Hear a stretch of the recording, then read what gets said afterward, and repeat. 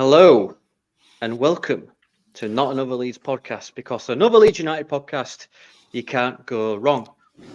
This is the podcast where tactical analysis evaporates, chaos ensues, and the internet is really slow. So apologies for that. Today, I am joined by the other 2/3 of this podcast. It's Kevin James, not the celebrity Kevin James, but two entities that are Kevin James. Say hello, Kevin James. Hello, Kevin James. I knew that was going to happen. And our special guest today is Joe from Derby Days. He's going to run the gauntlet of this podcast today. Hello, Joe. How are you, sir? I'm good. I'm not sure I can speak in unison with anyone at this point, but thanks so much for having us, lads. Yes. No worries, mate. It's always a pleasure to have a fellow Leeds fan and someone who's, I think they're tough enough to ride the chaotic episode of Not Another League podcast. We'll soon find out. We'll soon find out. I love this guy's energy already. It's been a very cold week, hasn't it, boys? I actually tripped up by my car, nearly keyed the car with my nipples. It's that cold. How are we doing, James? You had a good week? I have had a great week. It's been my birthday. Went to watch the Leeds Swansea match. Yeah, good old week, mate. Happy days. Kevin, was it your birthday? No, sadly not. No. I wish it was, though. I do wish it was. No, it's been good. Good win this week against the Swans. You're not allowed to punch Swans. You're not allowed to kill Swans, because you get done in and they'll break your arm. Not this week. Yeah, so it's been all right. It's been good. Looking forward to football tomorrow. But you're right. It's fucking Baltic outside. It's freezing. It is, mate. Because you get done in. With the Swansea game and the cold, I actually nearly decked it on the way out of Ellen Road. There was a bit of black ice, and it was nearly the end of me. My friend phone went flying, wallet went flying. I did a little Home Alone slip and slide, but managed to stay on my feet, luckily. That could have been a bad end to a good night. Yeah. Did you get your wallet and phone back? Oh, it wasn't me with my mates, but he managed to get it, yeah. Right, that's good. Did you give it him back? Wallet. Yeah, did you find it in your wallet, pocket? no cash left. Yeah. Right, yeah, so it has been a very cold week, and it has been a good week. Well, particularly on Wednesday night. What? Sorry. Yeah, okay. Sorry, lads, we've just had a sponsor. A sponsor's just literally, the producer's just telling me now, Joe, sorry. All right, okay, I'll tell him. Because it's the Christmas period, and you're looking, for the parents out there, maybe this could be what you're looking for. And I've been told, offer it. Here we go. It is now December, and this could be your present. Run the VT. Explore the floor with Brendan Aronson. Comes with a strength building set, Christmas floor timer. Now available, limited edition is Fractured Furpaw.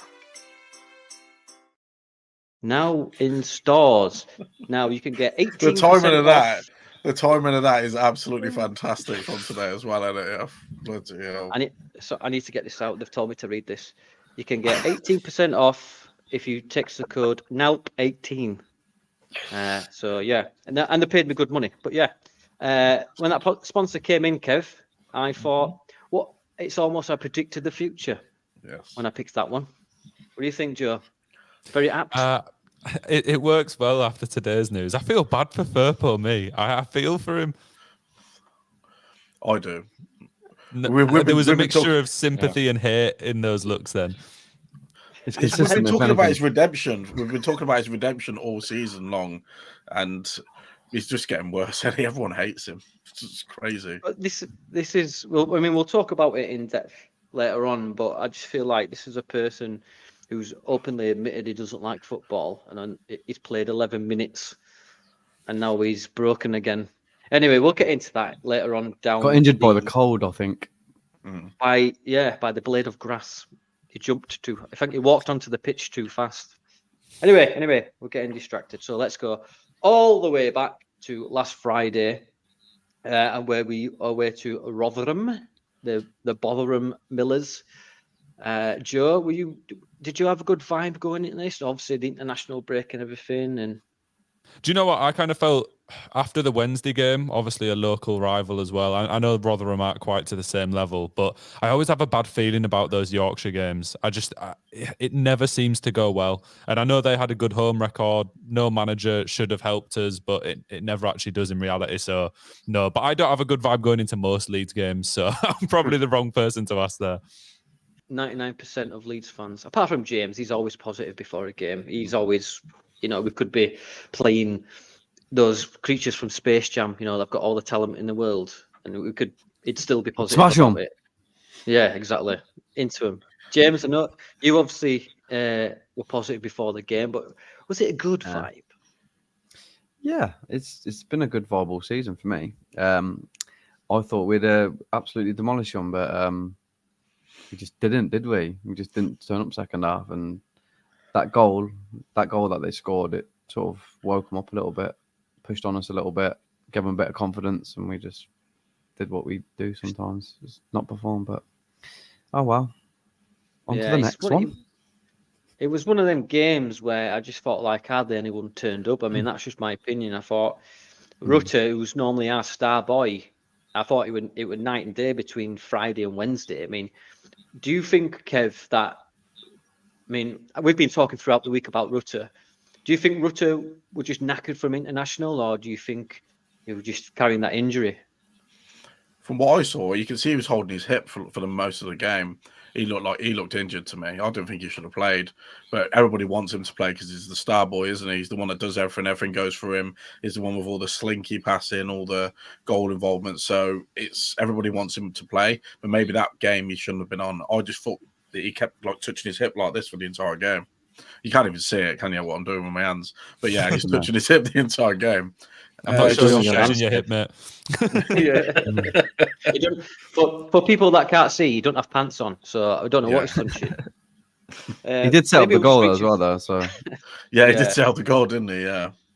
So broken Rutter still sets up. So he was just making sure his wallet. Was still there. Anyway, not Joe's mate. Not Joe's mate, yeah. I just think that Rutter, I did think he was carrying, he was too slow, half a pace off it, and I just thought he was just a bit non-existent. That might be a bit harsh to say, but I just, in hindsight, I don't think he probably did that well. But don't shoot me.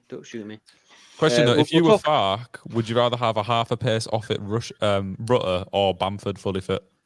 Half a pace Rutter all day. I'll have a half a pace Russian. Never mind Bamford. If you had a broken leg, I'd have still put him on ahead of Bamford. Yeah, there you go. I'd have put Kev on. He'd have scored me and made some goals, wouldn't you, Kev? I've got an excellent shoot on me. I have an excellent shoot. England is broken. Yes. This is Joe's debut, by the way, people. So I don't think what's going on now. I don't think he'll be on again after what he's seen so far after 8 minutes. So we'll talk. Did you enjoy the phase of play for the goal, Joe? I mean, yeah, it is what it is. I feel like this season we've done really well scoring quite impressive goals, but it's just the defense that consistently lets us down. I know that overall it's been improved slightly, but I feel like once you throw Cooper back in there, it's just tricky to rely upon. So we've got fantastic attackers with loads of flair, and then it just comes back to the same issues as last year. Yeah, I agree, mate. Well put. Do you agree with that, James? To an extent. I mean, I think a lot of our goals we've conceded have been our own fault. Like the one on Wednesday, Stroke. What was he doing? But Cooper, we know what he is now. He hasn't got the pace anymore, whether he had it or not, but he's lost some anyway. But you know what you're going to get with him. He's going to give his all, and he did fucking clear one off the line as well. So, yeah, we probably could have done with Strauch in there, but that's what it is. Yeah, a lot of people were saying about Cooper that he were exposed by that. What's his number? He's not Nombe, wasn't it? But he's a young lad, isn't it? That Nombe, he's like 20 something, 21 or something like that, and he just rapid. I thought he was their best player, me personally. And Cooper, he's obviously not a starter, but he's a good rotation aspect for me. And like you say, Cooper's going to try and give his all, but he's very Coopery. Don't you think, Kev? It's very Coopery, like these Cooperisms. Yeah, I mean, he hasn't been our worst player this year, but I do agree with Joe. Whenever he's in there, I always have a sneaky feeling that they're going to score. I'm really confident when Strauch and Roden are playing together. Just the way we play out from the back, the phases of play. Roden, the way he runs across and it stops a lot of danger as well. Absolutely fantastic. But once that's changed, that equilibrium's not there anymore. And it just worries me a lot when we change it. It's the same with Cooper and Firpo. Whenever them two are on the pitch, especially at the same time, I'll just shit my pants, basically. Yeah, I absolutely cack my pants when they're both on the pitch at the same time because they'll just attack down that side and probably just get in that way. But yeah, I agree with you. I do worry when there's other players. I know Cooper would probably walk into a lot of the teams in the Championship, and this is what sort of squad that we have. He would probably walk into 18 out of the 26 teams in the Championship, 24 teams in the Championship. Yeah, I just said that. Added 2 teams. Yeah, it's literally we could field 2 teams, couldn't we? But yeah, it just doesn't fill me with confidence considering how we've been defending for years now. Yeah, obviously we all hold Cooper and the old guard to a certain respect because of Bielsa and what he got out of them. He was like Bielsa literally, squeezed the last great remnants out of them. But and the knees are now made of strawberry yogurt. If that's but it's now. I read a stat earlier. It's now 552 days since we won in a non-white home kit. That was the Brentford game, I believe. When we scraped survival. Surely, Joe, we need to get a new away kit. Yeah, we either need to get a new away kit or we need to get them all some crystals to pray on the night before the game or something along those lines. But obviously, to be fair, I actually really like the away kit this year as well. So it's a bit of a shame. It's banging. Yeah, it's a pretty nice one. I think a lot of it comes down to as well, like Ellen Road's such a fortress that obviously we're going to do better at home, but that is a crazy stat. It's mad, isn't it? And also we've won 10 in a row now at Ellen Road. So like you say, it is a fortress again. It's better than, losing shit against shit teams. And it's just, like last season was just absolutely crap. But how am I supposed to, James?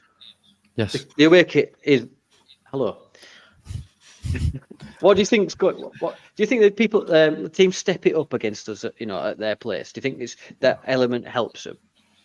What they step up when we wear our away kit? When we're in town, mate. It's just one of them weird things that happen to us, isn't it? I mean, I think if we're gonna go up automatically, I think we're gonna have to win one game in our away kit or third kit at least once a season. But it's a weird thing, mate. It's a weird thing. You can't put your finger on why we don't win in our away kits, and I don't think it's anything to do with playing away from Ellen Road, because I think that sometimes when teams play at home, they're more likely to come out with us, and that's when we're better. It's one of them. It's one of them shit things that happens to Leeds. We always break them shit records where you're top at Christmas and you go up, but then we don't, or it's it's just a Leeds thing, I think, more than anything. Yeah. It's the universe's sick joke of, when you're born a Leeds fan, the universe goes, right, I'm going to piss him off for the rest of my life. It's like when the commentator says, he hasn't scored in 10 matches. Next game is against Leeds. He's going to score. It's the Leeds curse. It's going to be a worldie as well. Yeah. So, Kev, talk to me about Somerville's goal. Great finish, wasn't it? It was all right. All right, okay, we'll move on. He's a good player, him. He's been doing all right this year, I think. I'm just worried that everyone's going to be sniffing around him now, don't they? Because he looks like this year he's kicked on massively. Even against Swansea, he's just drifting past people for fun.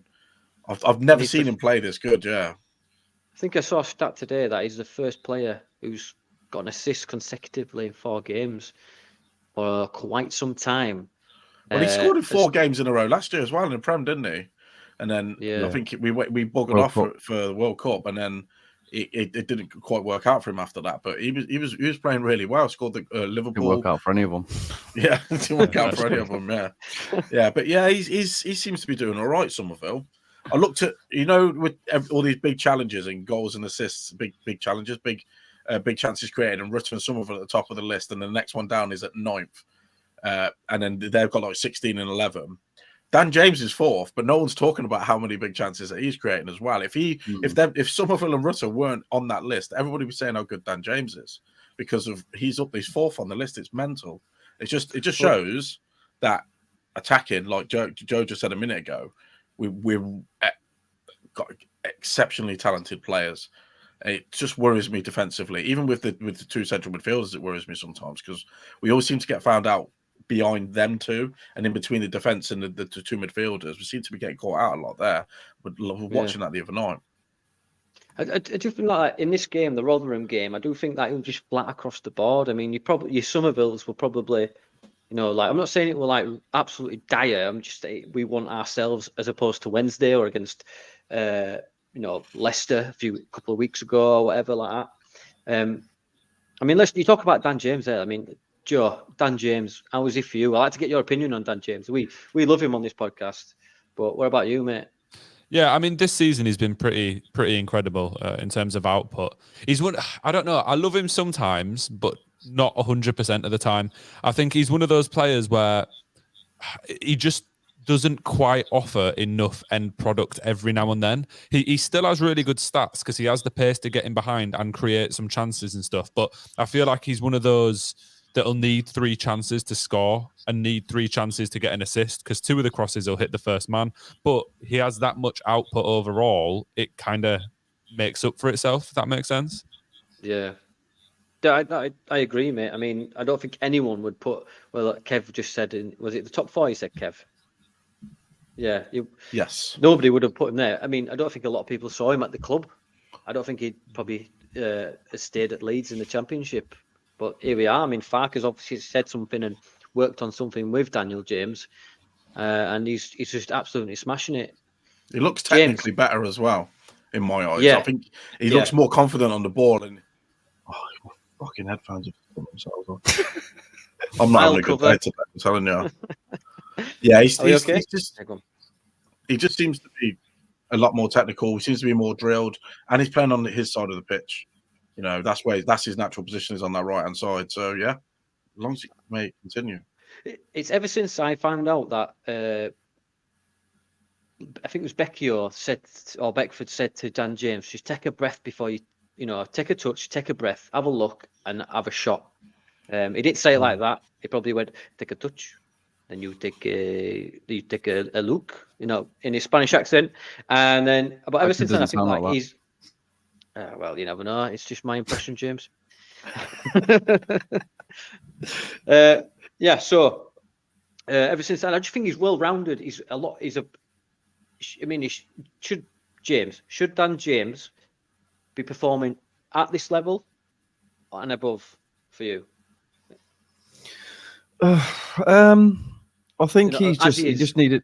Yeah, I just think he needed. I think he needed a reset. Like I'll keep saying, I think he needed a reset from the past few years, from like I said, from when we tried to buy him in that window and it just all fell apart. And from then, he's just sort of been in no man's land. And he been at Scum, didn't really do anything. Come to us and Bielsa just killed him off up front, ran into defenders, and then he went to Fulham and they didn't want to play him. And then I think he just needed to reset, bit of trust, bit of good coaching. Farker, playing him in his rightful position, as Kev said, on the wing, and he'll just thrive. Just let him do what he needs to do. I mean, I agree with Joe on the what he said about the number of chances, but I think that's for the whole team because we're creating so many chances in terms of like Rutter. He's missed so many chances. Somerville is probably the most consistent out of all of them, but we could be winning games fucking 7-8 goals, but yeah, it's the games where we get minimal chances. That's when these players need to really put it in. But I think Do you not think it's wild how our attack now, I think, is levels above what it was in the Premier League. I know Rutter was there, but obviously he'd never had a run of games. And now I'd say all 4 of those attacking players are 20, 25 million, if not more, in the current football market. And I would not have envisioned this at all at the start of the season. Like, you knew Somerville had something about him. Rutter hadn't really had a chance to play. James, as you said, had been shipped off. And now it's like a completely different position to where we were at the start of the season.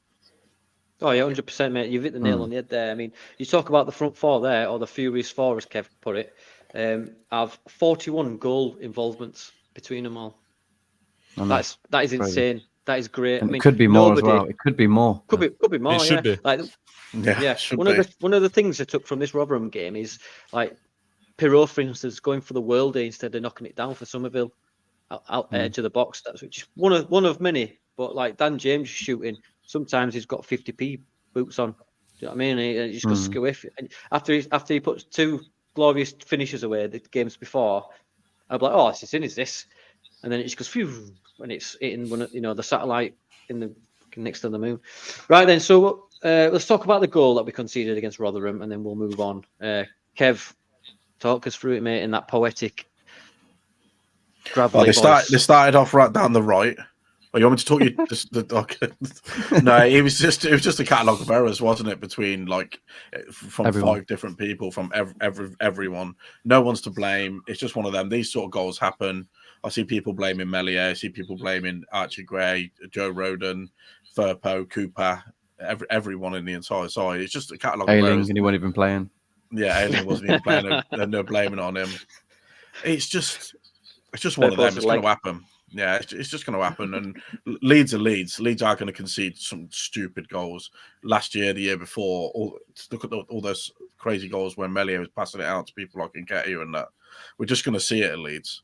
And we just have to score more than the other team. That's how I see Leeds, is we score more than you in every game now.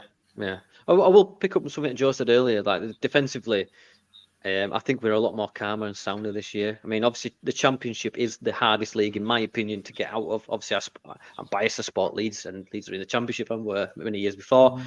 But I just think anybody can beat anyone. Like, everyone thought Leicester won the league a couple of weeks ago. I mean, I do think they'll go on and win it, but they're starting to drop points and they're not doing well.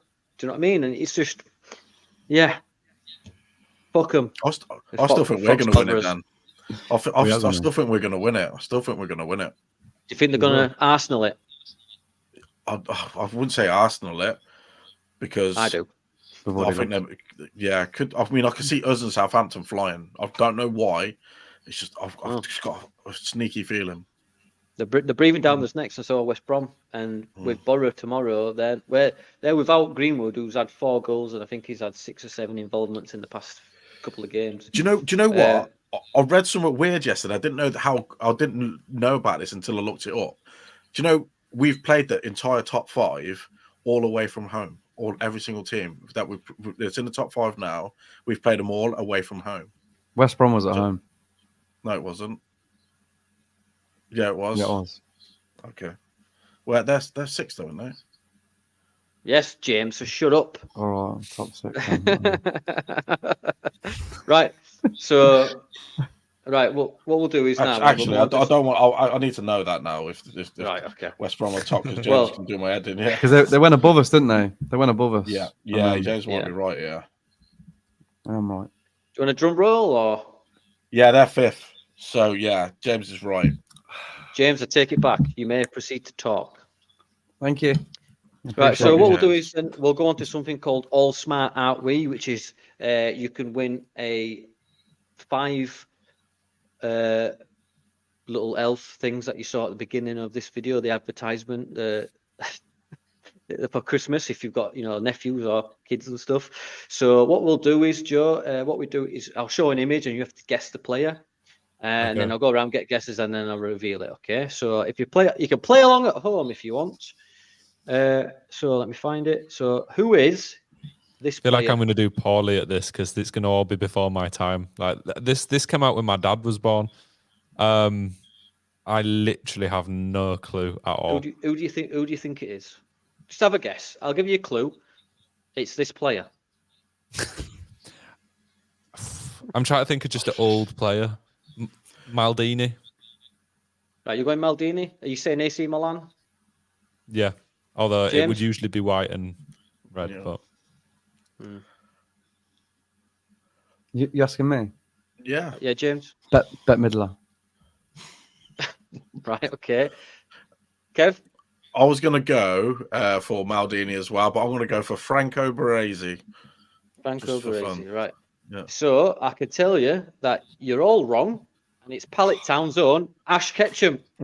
So he That's probably had the a good. closest. Yeah, I think James, but unlucky everyone at home, and you all got it wrong. I'm sure she played Charmander, Bet Midler. She played Charmander in Pokemon. But... Charmander. So thanks for playing All Smart with me. All Smart, aren't we? Yeah, again, nobody wins, which is a shame because those elves are flying off the shelves. So now we go on to the Swansea game. So, Joe, after the Rotherham game, we're all a bit down in the dumps a little bit. Were you positive going into the Swansea game? Do you know what? I actually was more positive for the Swansea game. I don't know if that's because of the Euros I had on the way down. Love a bit of Greek food. Scran that on the way to Ellen Road. Managed to catch my breath outside, and I was thinking, all right, today's going to be a good day. But to be honest, after the first half, I was thinking, oh shit, because realistically, we weren't all that up until half. I know we were winning at half time, but it was more of a miracle from Rutter. So it was a mixture of emotions throughout the night. Yeah. James, I know you were super positive, weren't you? Always. But I agree. Yeah, first half we weren't on it. Great start. Obviously offside, and then they just went straight down and score. I thought Ampadu was shite first half, to be honest with you. Apart from his wonder pass, Kamara was a little bit off it. I think we lost it there, and when them two weren't performing in the first half, we just did a bit of sixes and sevens, and I thought they pressed us well, and when they were playing out, they had an extra man all the time, but they didn't really create anything apart from the goal that they scored. So it was like we weren't great, but they weren't really doing anything either. But they had a bit more possession. I thought we'd improve after the half because I thought they ain't going to keep this up, which turned out to be true. I thought they didn't do absolutely anything. The best thing they did second half was for 15 minutes from the end, they sang Yannick Bolassi's name constantly, and I thought, this is fucking amazing. I was singing that all the way home, literally. Yeah, me too. Can you give us a little rendition, James? Yannick Bolasie. That's all it was. Yeah. What's his name? Yannick Bolasie. Ah, right. Okay, that makes sense. Yeah. Kevin. Yeah. A bit of a conundrum, wasn't it? Sorry. He did a good little back flick sort of thing, didn't he? I remember that. Yeah, and then he kicked out of play the next time. He got Yeah. Is he the player that used to do that step over and then swipe the grass thing? What an idiot. Kev, a bit of a conundrum, wasn't it? The first couple of minutes, us scoring, Dan James off. I haven't seen a replay of him being offside. He was offside. He was. Yeah. It didn't look offside to me, but that pass from Rutter was amazing as well. It was really good. It was, but I don't think he would have made it if he weren't offside because he's seen him and he was just sort of ahead. So I don't think he would have made the pass if he was onside because he wouldn't have seen him. But it was an amazing pass. Dan James is faster than the Millennium Falcon. He can do the shuttle run in 12 parsecs. I do believe Dan James is that fast. A bit of Star Wars humour for you viewers at home. So he finished it well James as well. To be fair, he finished it well. He did, mate. He fired it across him. So yeah, he did. And didn't cancel the match. Yeah, and then something happens, and then it's just literally booted down the field by their defender or midfielder, whoever it was, some Swan botherer, and Pascal makes a bit of an error in judgment, and Patterson runs on. It's a great finish though, isn't it, Joe? Yeah, it was. It was, and to be honest, when I was stood watching it, I actually just thought this is the most Leeds thing to happen ever. Like from that high within 30 seconds to them scoring, it must have been another 30 seconds later, just felt like being a Leeds United fan put together. Yeah, James, what were your feelings when you just saw it sailing unmolested into the net? Yeah, I was like, this has just happened, hasn't it? And then I thought, This is going to get disallowed as well for some reason. I don't know why, but I was hoping more than anything. Yeah, it was a bit of a weird one, wasn't it? Because I was screaming my head off because I thought we scored, and then we fucking didn't, and then they did, and then blah blah. But then we just scored about 3 minutes later anyway, so it doesn't really matter. Yeah, and Somerville again for the goal, Kev, just literally blistering pace, puts it through to Perot, and this is what I love about Perot. His composure, his composure in front of. I told you I'd fuck it up, Joe. His composure in front of goal, he just takes a touch, sets his body, and puts it in a corner. Yeah, it was all right. Cool. Yeah. Let's move on. No, the way he opened his body out as well to accept the ball and then roll it into the bottom corner. That's a proper finisher. That is. And do you know what? Joel Perot had his best game for us against Swansea. I thought, if not, he was involved in everything. Played really well. Yeah. Got his goal. The way he was running around the pitch, moving the ball around, he was taking people on and getting past them, holding it up well. Maybe him in the 10 thing is going to work out. I find it so weird with Perot because sometimes he'll play a game and he may as well not have been on pitch, but then I would never drop him because he's got that clinical finishing. Yeah. But sometimes I would, like the Rotherham game, I watch him and I think, what the fuck's going on? Why is he playing at number 10? And then the next game he'll have a blinder, and then I bet you against Borough tomorrow he's shite. I hope not. One on tomorrow, yeah. I thought Perot was brilliant on Wednesday. I just thought every pass came to him. He sprayed it out wide or into another Leeds play. I just thought it was great. I thought it was everywhere. But I think that what you're saying there, Joe, is he goes unnoticed sometimes, but he does the work. I've seen a lot of people slag Perot off, saying he's never in the. Why is he not in the box? That's because he's in midfield covering the fucking gap in case it gets knocked out there. But I mean, if you had to pick I've lost my train of thought. The hamster's dead. The wheel's still rolling. What was he talking about? What was I waffling about? Perot. Yes, Perot, really good. Rutter were back to his best, wasn't he, James? He was. He was just doing ruttery things, and his touch. Oh my God. Dennis Bergkamp-esque. What a fucking touch that was. Yes. Beautiful. And I'm glad he scored as well at Ellen Road. I'm glad he scored with his little wizard celebration. He went a bit mental, didn't he? He didn't know what to do with himself.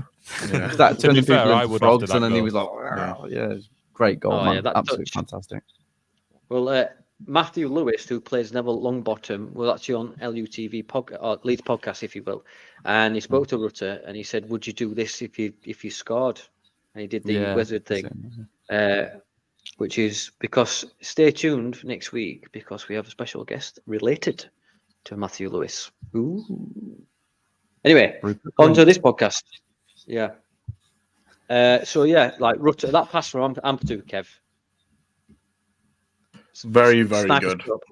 Very good.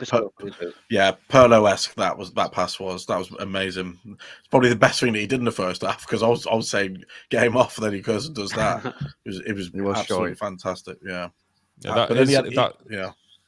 I was just going to say, I agree with you, boys. That first half from Ampadu was it's the worst he's played for us for 45 minutes so far. So you can forgive him because he's been amazing all season. But I was sat thinking, fucking, what's going on here? Yeah. And it's about time as well because we're sick to death of praising Ethan Ampadu. Yeah. Sick to death. Oh, he's so good. Oh, he's the best player we've had for a while. Just sick of it, Joe. Do you know what I mean? It's nice to slag him off for once. Don't you agree, lads? He's a human. Yeah, he's human. He's a Welsh human. Welsh human. Well, half human. Sorry. So we had one ex-Swansea lad on the score sheet, and then in the second half we had Daniel James. Who did he only just score, Joe?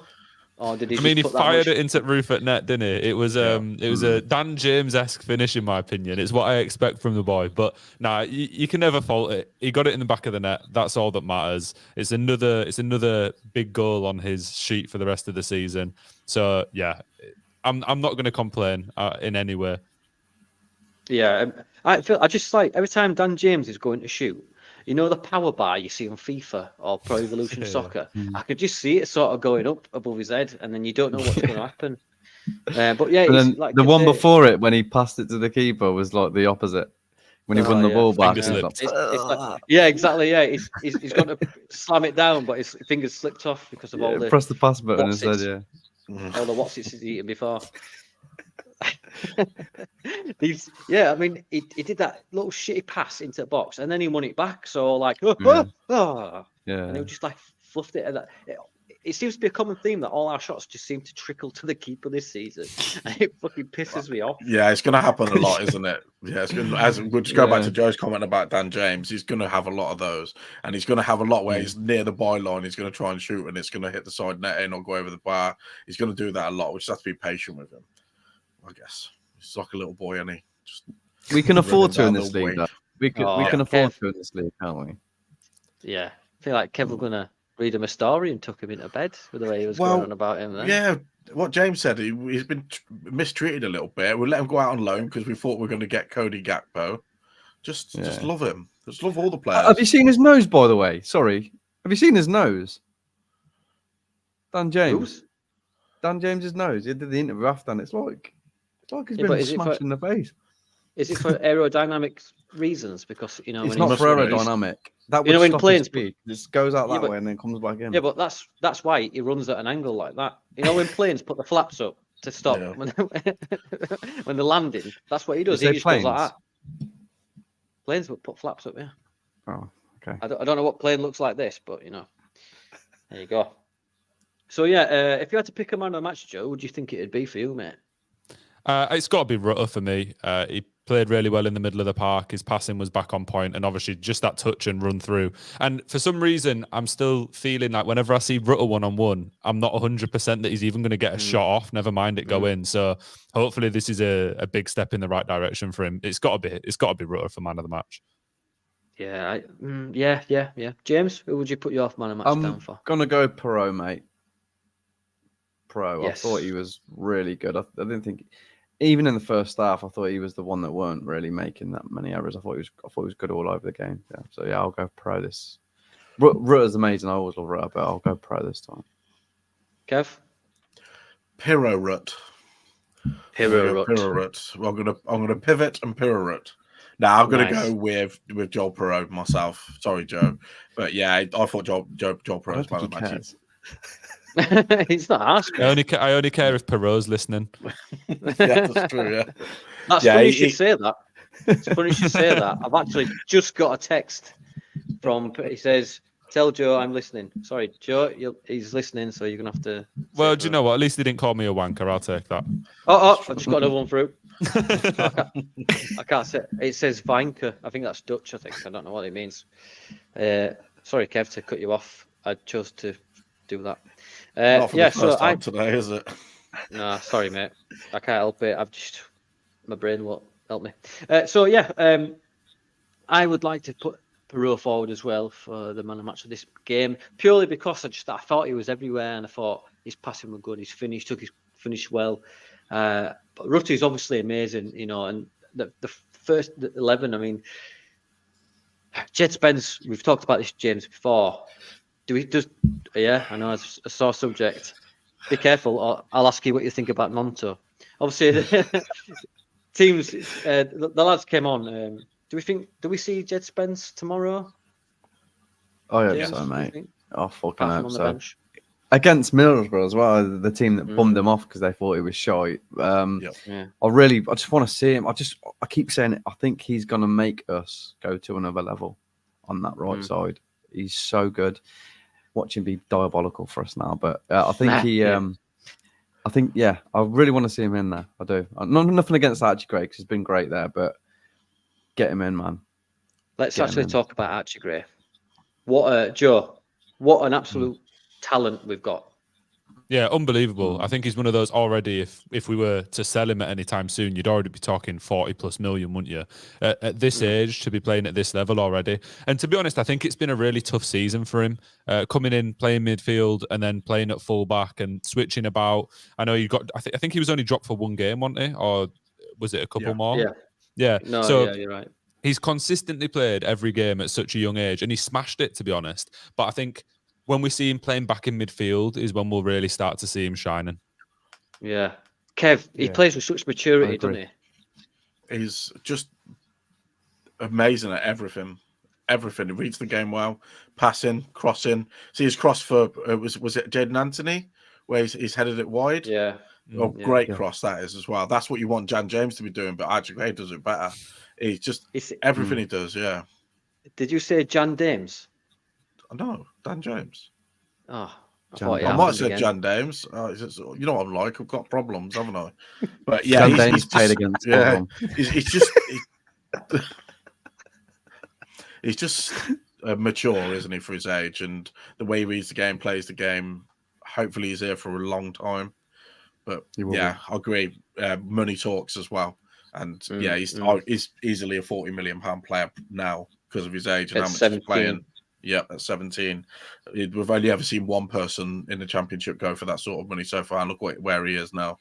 So, yeah, I think we're onto a good one there.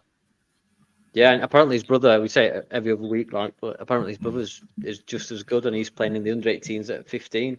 But then, and Archie Gray were on the bench at 15 for the first team, wasn't he? So, a good 3 points, and it's good to get back to winning ways. Leicester dropped points against Wednesday. Ipswich keep bothering tractors, which pissed me off. Millwall is shit though. Millwall was shit, aren't they? They're shit this season. Millwall are really bad this season. So I don't expect anything out of them. They're too busy trying to get the badge in. Yeah. Well, right. So a bit of news. I say a bit of news. Just a couple of things. Let's talk about Junior Firpo. Now he must have fallen over his shadow and pulled his hamstring, because he played 11 whole minutes, and he's now injured.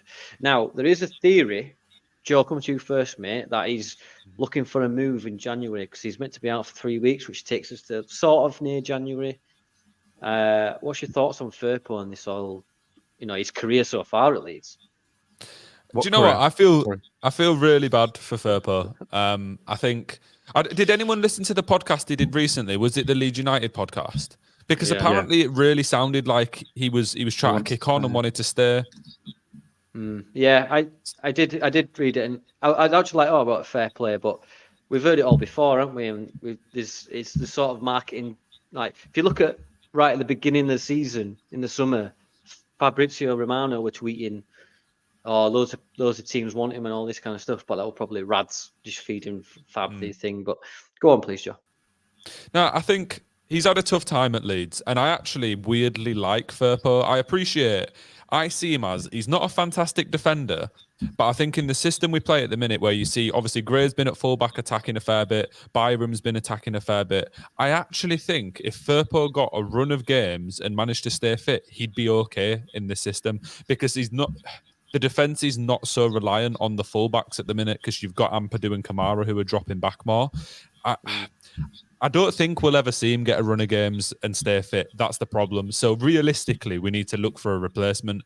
But I do think it's been a bit of just a sad one for him, really.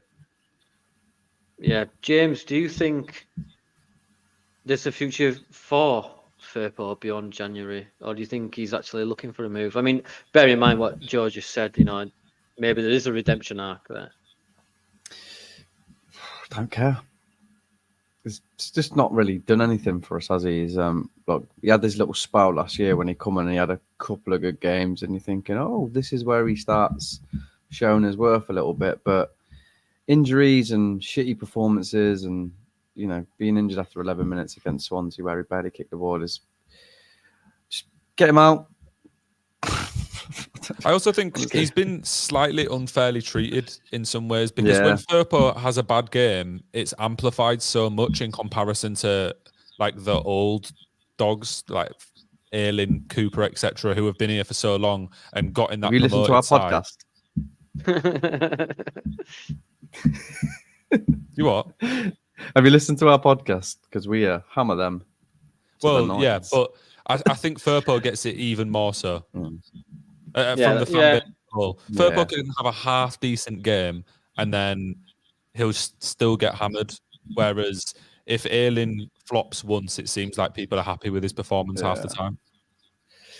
I think it's scapegoating, isn't it? We do that. We Leeds fans, we like a scapegoat. And sorry, mate, Firpo is one of them. at the moment, and I agree, mate. I do feel sorry for him as well because he can't be that bad a player. But yeah, go on, Kev, mate.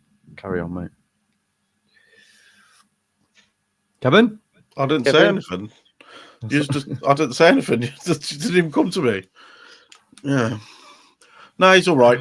I agree with Joe. I think if he was spent a lot more time not injured and coached well into the side, he probably could end up being a good player in this league and for this team.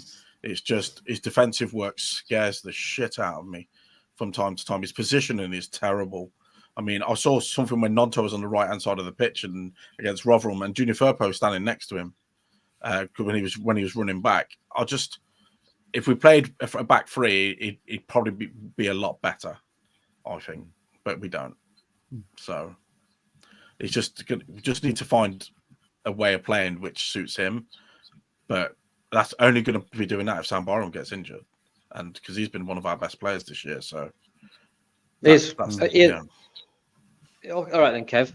Who do you think would cover Firpo now? Then, now that he's injured, who covers him? No one. I don't think we've got anyone that can.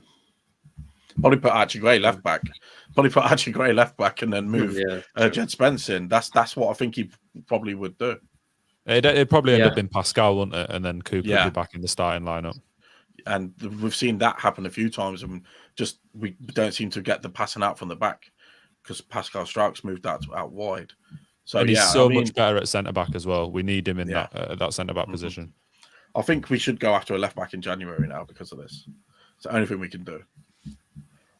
Yeah, we have to, don't we? We have to get a replacement, and maybe a lot of people want Firpo to move on, but yeah, 11 minutes though. Anyway, we'll move on because I know we're pressed for time.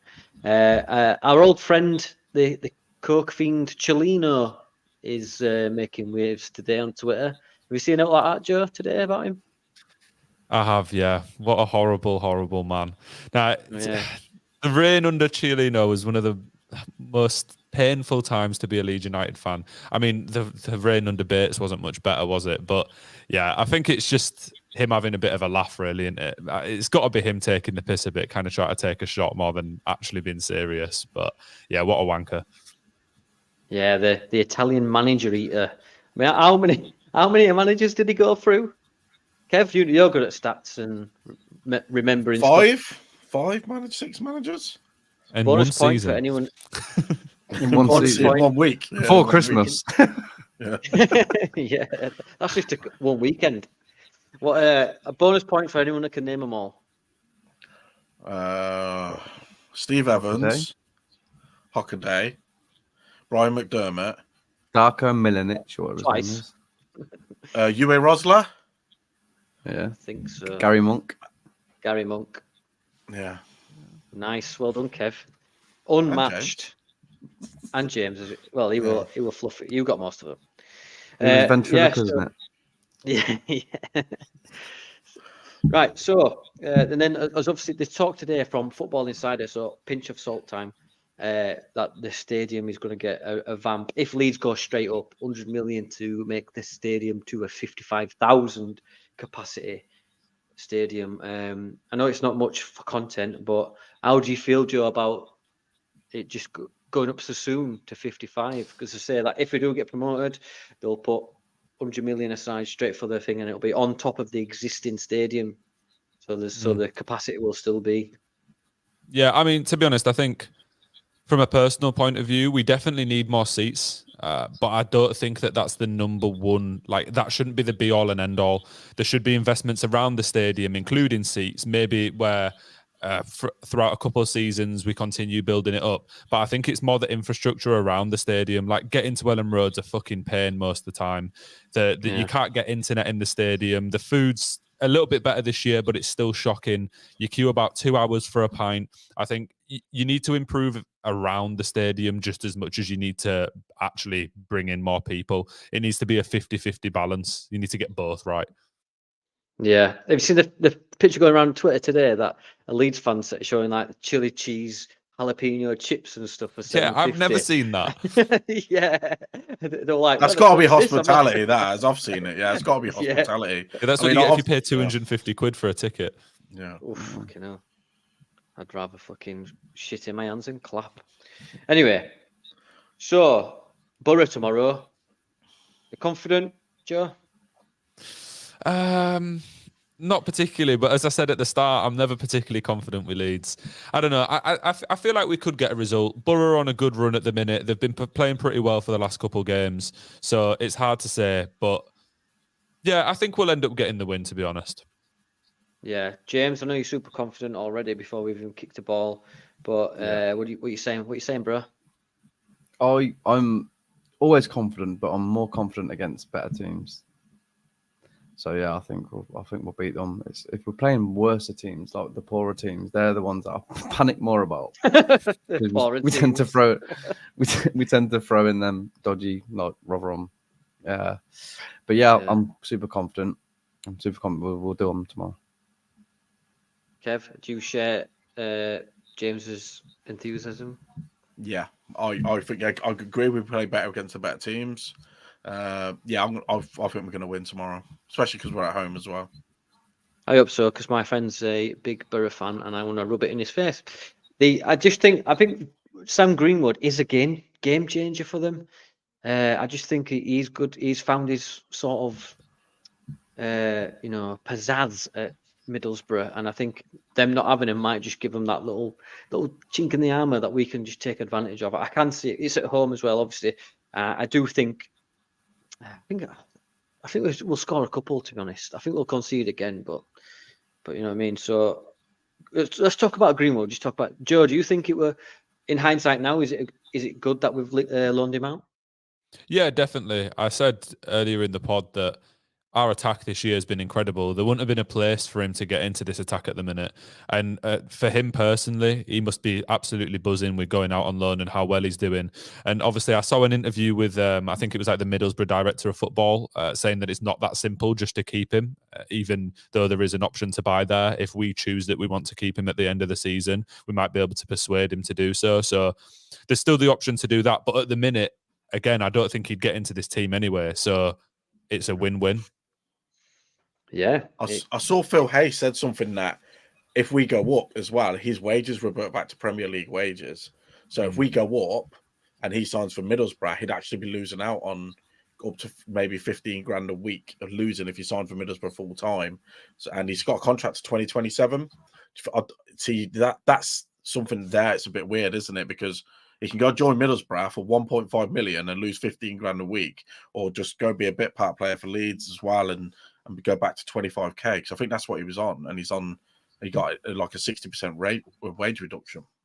And everything can change in the summer as well. Like he might not particularly come back and be a bit part player. We don't know if we go up or we stay in the Championship, which of our players are going to end up leaving. So if he has a killer season like it looks like he's gonna, you never know, he might come back and actually play a part next year. So I think it's all to be judged yet.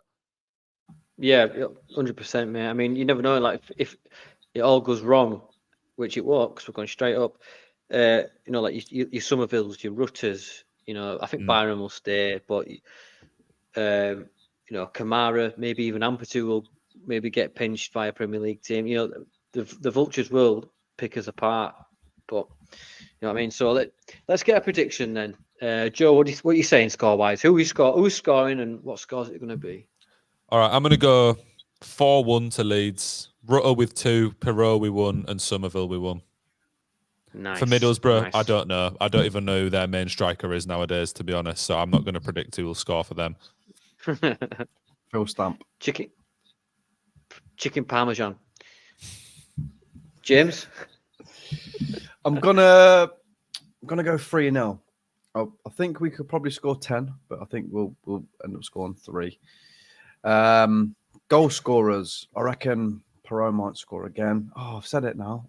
I've never predicted him to score. Shit. Oops. No, he won't score. Somerville will score. I want someone else to score. Hope Archie Gray scores tomorrow. If he plays, he'll probably play. Who else? I don't know. Kamara. Strauch. Nice. He'll get one on. He'll get one in. I want it to be a worldie, so Digital Wilson can tweet out, what a strike. You know what I mean? I'll do your tweets for you, Wilson. Do your tweets for you. Big Kev, What are you saying, bro? I'm going to go for 2-0. I think we'll keep a clean sheet tomorrow. I don't know why. It's because we haven't kept one for ages. Yeah, I'm going to go 2-0 to Leeds. Two with people Pirro predicting with both. a Leeds clean sheet is wild. Oh no! I know. I'm going to go with Pirro both goals as well. I think he's going to start stepping up now, and he's going to start firing up them goal scoring shots. Nice. I'm going to go 2-0 as well. I'm going to go Somerville and Rutter. I just feel like it sounds clean. 2-0 Rutter. I do feel like as well. Yeah, and then they'll dance together, and then they'll go out for a meal later on, and we'll see them together on Instagram, and then they'll tuck each other in. So if anyone's listening to this, put a bet on Middlesbrough to win and anyone other than Perot to score at some point. Yeah, that's good. Said that. Yeah. Yeah, you heard it here first, ladies and gents.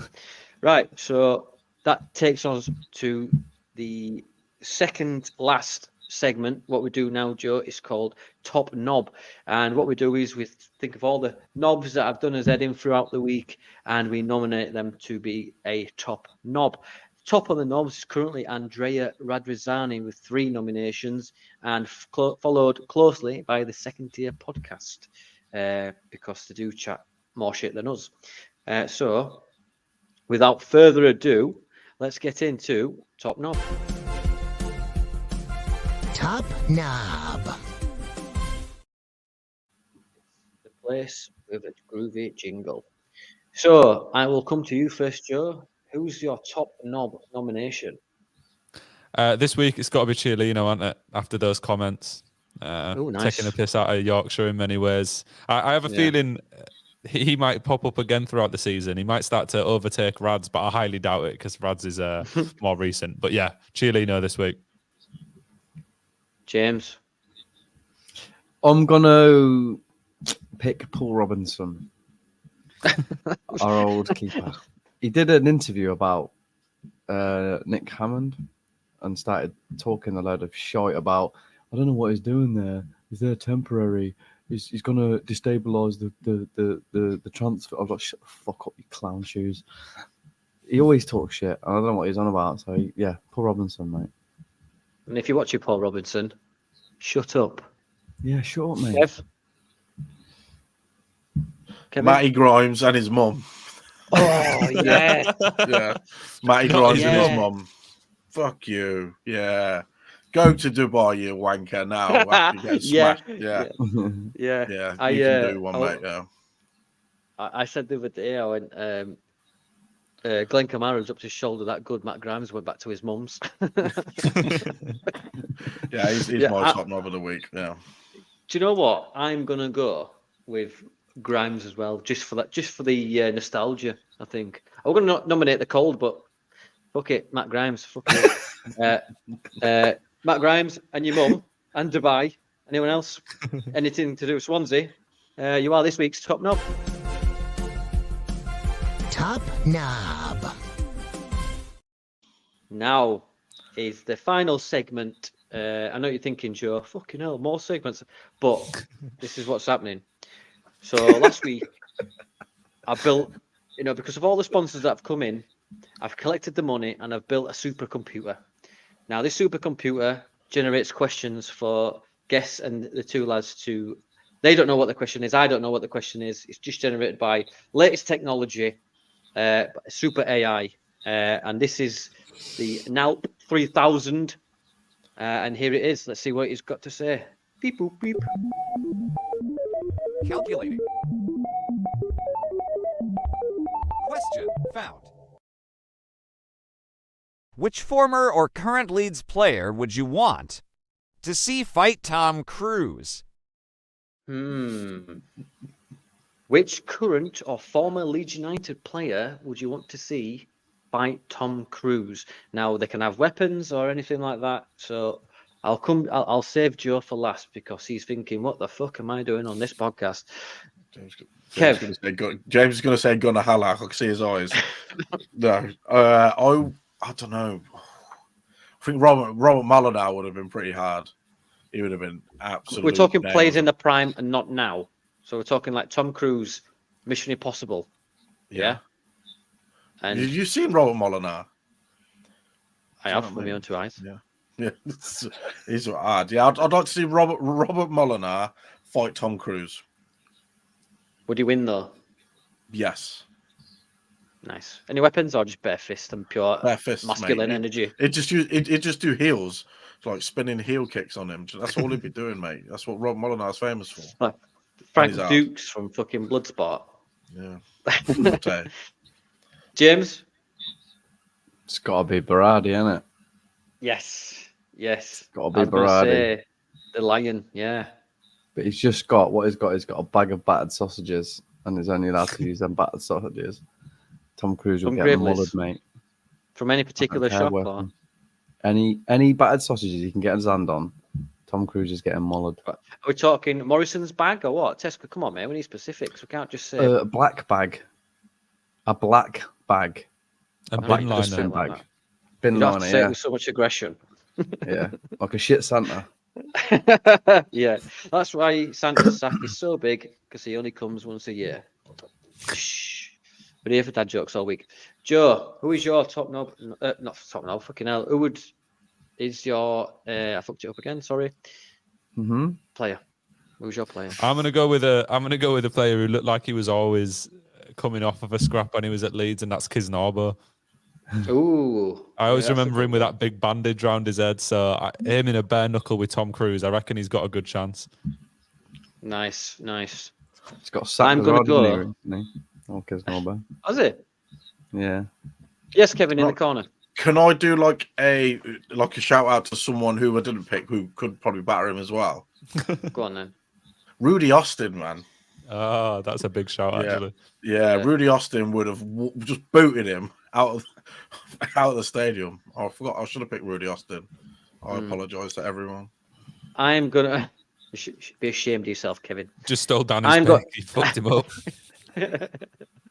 I've got a good one. I'm going to pick Brendan Aronson, and I'll tell you why. Because when he's going to the toilet in the middle of the night, I'm going to put him on the floor, because that's where he normally resides, Brendan Aronson. He'll trip up and hit his head on the toilet, and he wins. So there we are. Brendan Aronson, stealth assassin.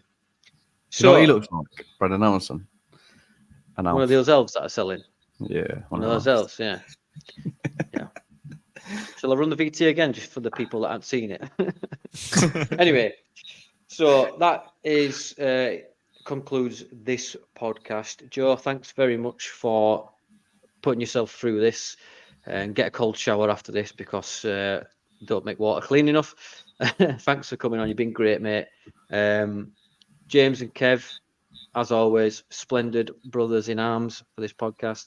Joe, can you tell us a little about where we can find you and what you do? Yeah, of course. So, sorry. I'm in my dining room, actually. But sorry. Got a football show called Derby Days, which is on YouTube, Instagram, TikTok mainly. We watch a lot of the big Premier League games and have football debates, so go check it out. And thanks so much for having me, lads. I'm just happy no one nominated me for Top Knob. No. We won't do Not that, yet, mate. anyway. Not Never, your first Joe. go. We'll ease you Next in time on you this come. for the first go.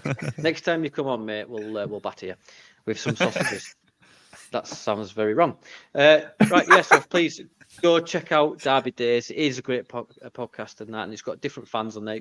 You got like the top 6 basically on there, aren't you? Yeah, most of it. We don't know a Spurs fan in Leeds, so unlucky to Spurs. But we've got a United fan and a Liverpool and an Arsenal. So yeah, if anyone knows a Spurs fan, tell them to fuck off. We don't want them on anywhere. Yeah, that's what it is. And Joe is flying the flag for Leeds, so that is great stuff. So thanks again. What we do now, Joe, is you can either wave to the camera or pretend to be a news anchor and do this while we stop.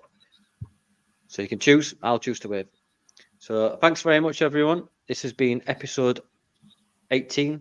Thanks very much. Please like and subscribe, and to Joe, and we will see you next week. See you later, guys. Bye. Peace.